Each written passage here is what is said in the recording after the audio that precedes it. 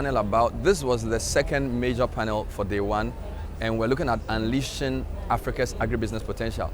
This continent has 60% of the world's arable land, yet we spend over $90 billion importing food. The problem with Africa is that even though a lot of people are farming, we are not producing anywhere near enough to feed ourselves, and we're also not being very productive. So the panel was to look at how do we unleash Africa's agribusiness potential and agri-potential. We had a very interesting panel. African Development Bank, last year around this time, they organized a conference, AFDB 2.0, how to increase agri-potential in Africa. So some of the questions were around, what have we learned from last year? How are we going to irrigate 1 million hectares of land, for example? We had FAO as well. The key point there is productivity. How do you increase productivity? We also had a World Food Program. They are big on access, availability, things around sustainability. The lady was very eloquent. She says, look, we've partnered with government on PFJ.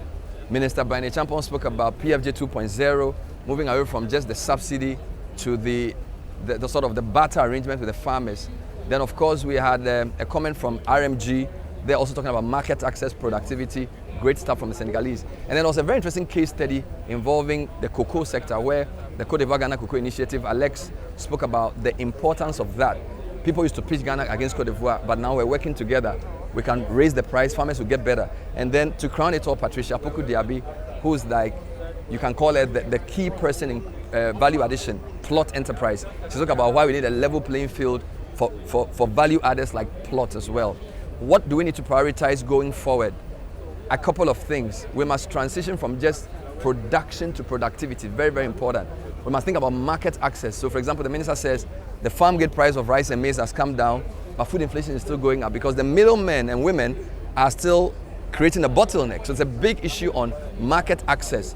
Then when it comes to issues around the places of origin, things like domestic support, we need to support our farmers, need to support companies like Plot so they can compete with the multinationals. I think this nailed it because agri employs the most people on the continent. So I think this panel is really to the heart of value addition. And if you listen to some of the things they said, we're producing not just to eat, but to add value and to trade.